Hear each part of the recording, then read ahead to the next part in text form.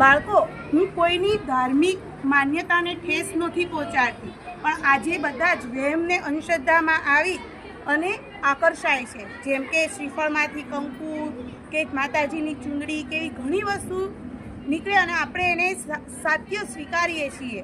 પણ આજના આ પ્રયોગ દ્વારા હું તમને બતાવવા માગું છું કે કોઈ પણ વસ્તુ ઉપર જ્યારે આપણે વિશ્વાસ કરીએ તો તે પહેલાં તેની હકીકતની આપણે ચકાસણી કરવી જોઈએ. હતું કે અંશુલ અને તૃપ્તિ આ બંને ભાઈ બહેનોએ પોતાના વર્ગ સમક્ષ કેટલાક જાદુ રજૂ કર્યા હતા.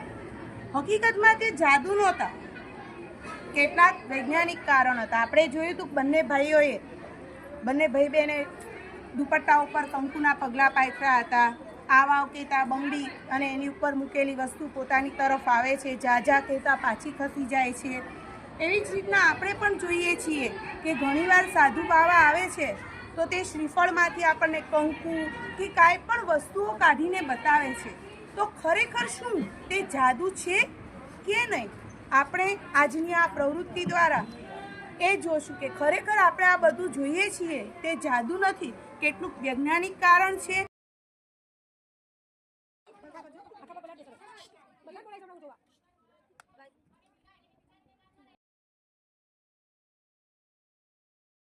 તમે ઘણી વખત કોઈ પણ વ્યક્તિને શ્રીફળમાંથી કંકુ છે, માતાજીની ચૂંદડી છે એ કાઢતા આપણે જોયા હશે.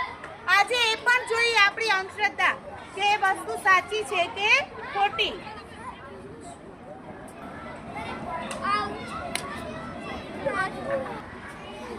હવે હું શ્રીફળમાંથી તમને કાઢીને બતાવું છું.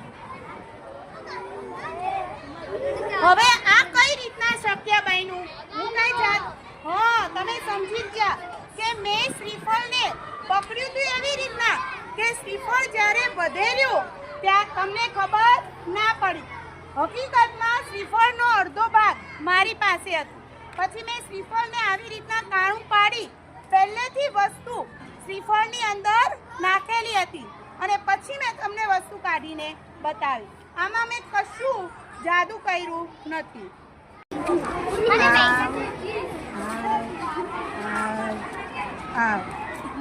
આવા કહેતા મારી પાસે વસ્તુ આવે. હવે જેવી હું જા કહીશ તેની મેળે જા જા